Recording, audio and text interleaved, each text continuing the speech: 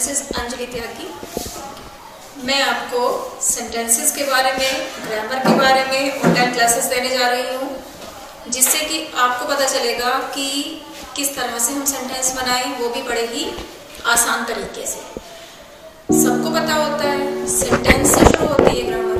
हमेशा हम लोग जब भी एक बच्चा जन्म लेता है धीरे धीरे बोलना सीखता है, तो बोलने के बाद उसे क्या आता है, वो दूसरों से क्या सीखता है, सेंटेंस बनाना, हिंदी में हो या इंग्लिश में। तो शुरुआत कहाँ से होती है, चाहे हिंदी ग्रामर हो या इंग्लिश ग्रामर, सेंटेंसेस से शुरुआत होती है। तो हम लोग आपको बताने जा रहे हैं कैसे सेंटेंस बनाएं, क्या क्या चीज़ें ज़रूरी होती हैं सेंटेंस बनाने के लिए, वो भी बताएंगे। लेकिन पहले आपको सेंटेंस के बारे में ब्रीफली बताना चाहेंगे कि सेंटेंस होता क्या है।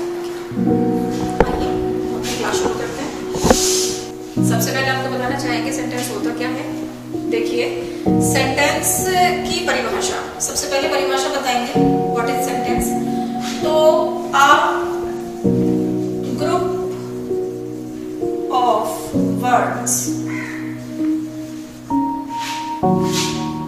that make a complete sense.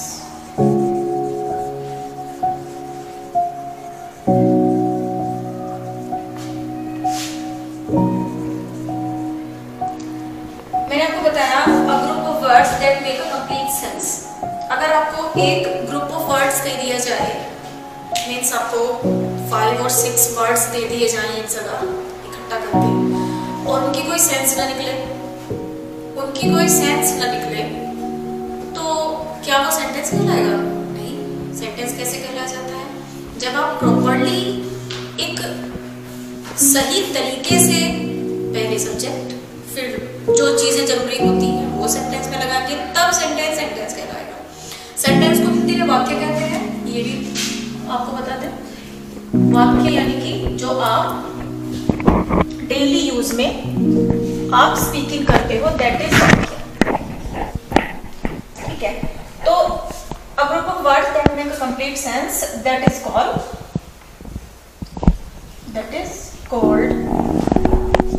sentence. मैं आपको इसके एग्जांपल देना चाहूंगी। ये हमने आपको एग्जांपल के तौर पे दिखाया है सेंटेंस। देखिए एग्जांपल है ग्रेप्स ऑफ बंचेस सा ए फॉक्स। तो ये तो सबको पता होता है कि सब्जेक्ट कहाँ आना चाहिए, वर्ब कहाँ आनी चाहिए। तो हम आपको यही तो बताने जा रहे हैं कि ग्रेप्स ऑफ बंचेस मतलब गुच्छा, ग्रेप्स अंगूर का गुच्छा, सा ए फॉक्स एक लोमड़ी देखा। तो that is not making a complete sense. ये कंप्लीट सेंस नहीं बना रहा है सेंटेंस।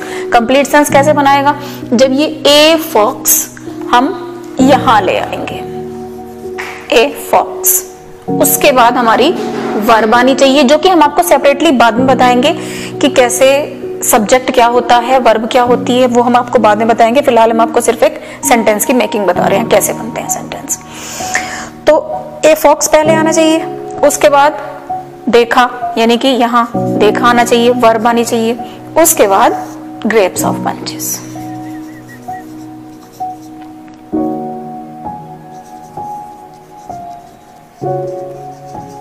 या बंचेस ऑफ ग्रेप्स, दोनों का सेम मतलब है।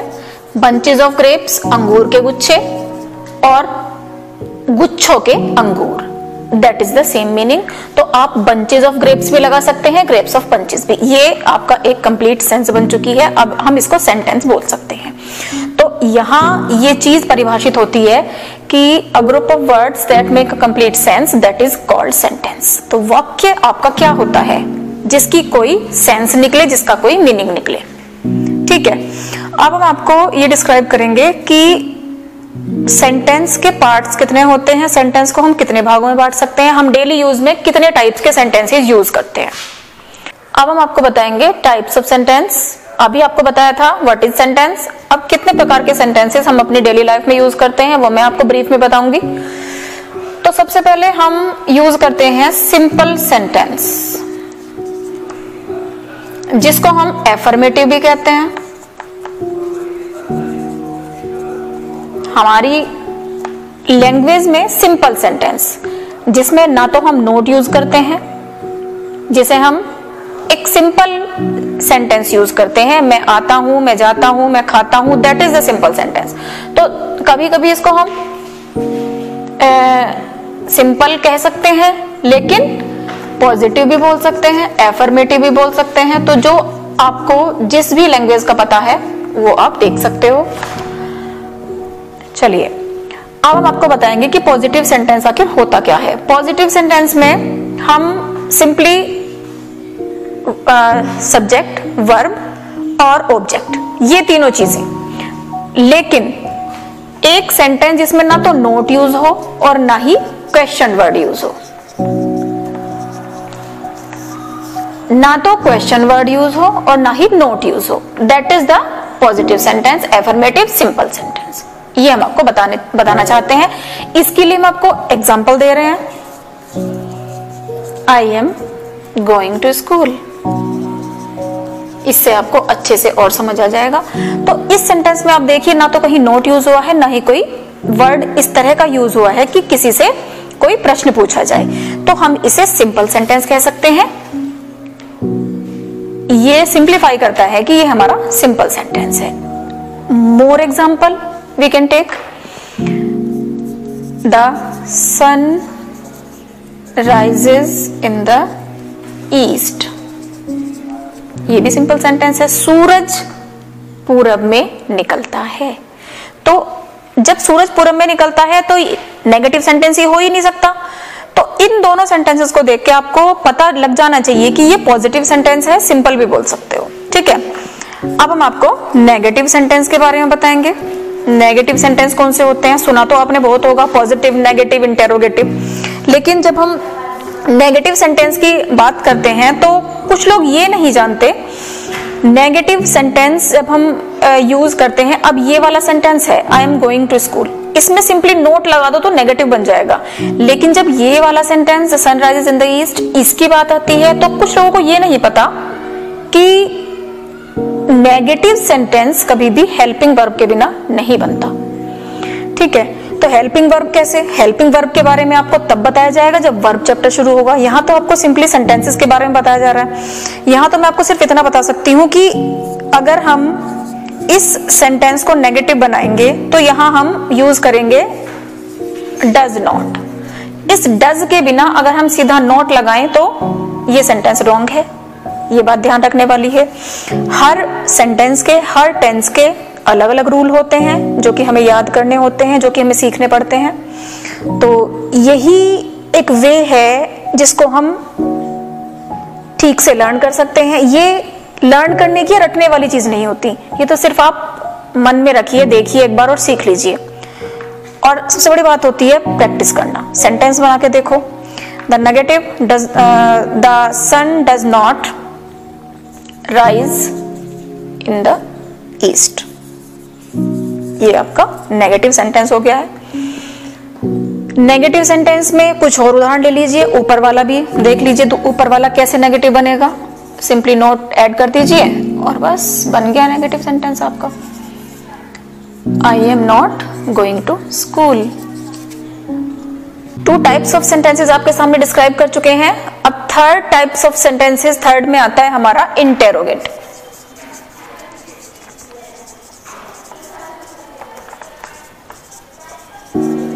जैसा कि नाम से ही लग रहा है कि इंटेरोगेशन करना, मतलब इंटेरोगेटिव सेंटेंस यानी कि इंटेरोगेशन करना, यानी कि प्रश्न पूछना। तो इंटेरोगेटिव सेंटेंस हमारे वो 2 तरह के होते हैं। मैं आपको बताना चाहती हूं कि 2 तरह के, एक तो होते हैं यस और नो टाइप, जिनका अगर प्रश्न आपसे पूछा जाए, जिनका आंसर सिर्फ आप यस और नो में दे सकते हो। और सेकंड टाइप होते हैं double interrogative.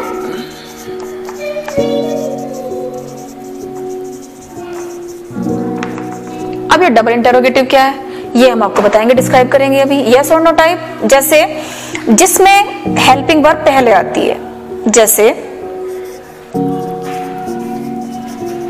Are you going to temple.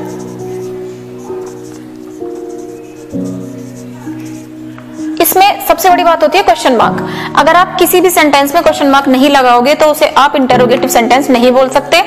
This is the most important thing you have to learn. Are you going to temple या स्कूल या कोई भी प्लेस आप ले सकते हो। अगर आप यहाँ पर फुल स्टॉप लगा दोगे तो ये सेंटेंस आपका इंटेरोगेटिव सेंटेंस नहीं कहलाएगा। सबसे बड़ी बात है आपको इंटेरोगेशन मार्क जरूर लगाना है यहाँ। इस सेंटेंस में आपकी वर्ब पहले आई है, are you going to temple, तो आप इस क्वेश्चन का आंसर यस और नो में दे सकते हो। Are you going to temple, yes, या नहीं जा रहे हैं तो नो। तो ये सेंटेंस हो गया हमारा फर्स्ट वाला यस और नो टाइप। इसे आप सिंपल इंटेरोगेटिव भी बोल सकते हो।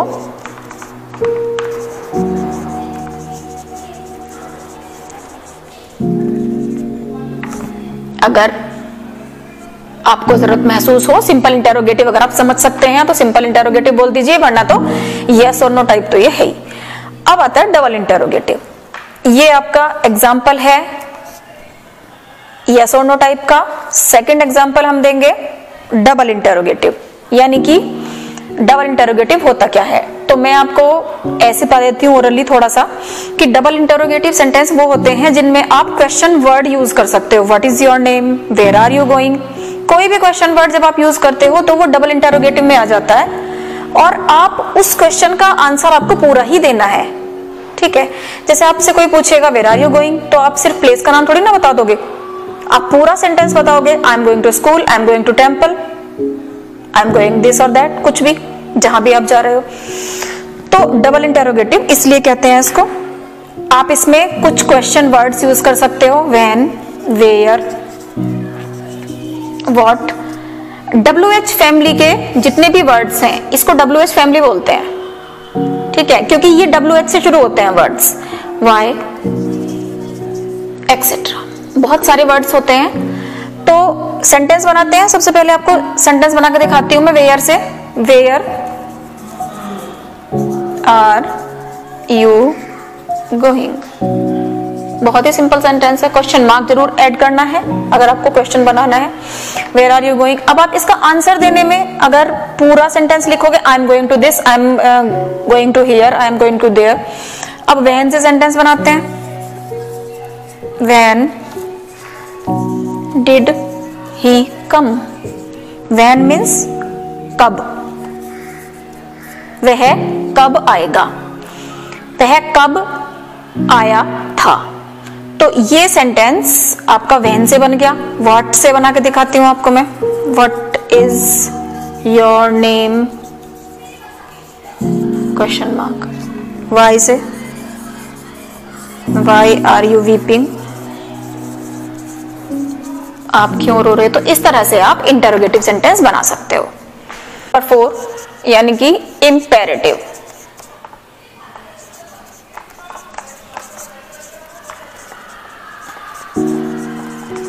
इंपेरेटिव सेंटेंसेस के बारे में, तो इंपेरेटिव सेंटेंस वो होते हैं दैट एक्सप्रेसेस एन ऑर्डर,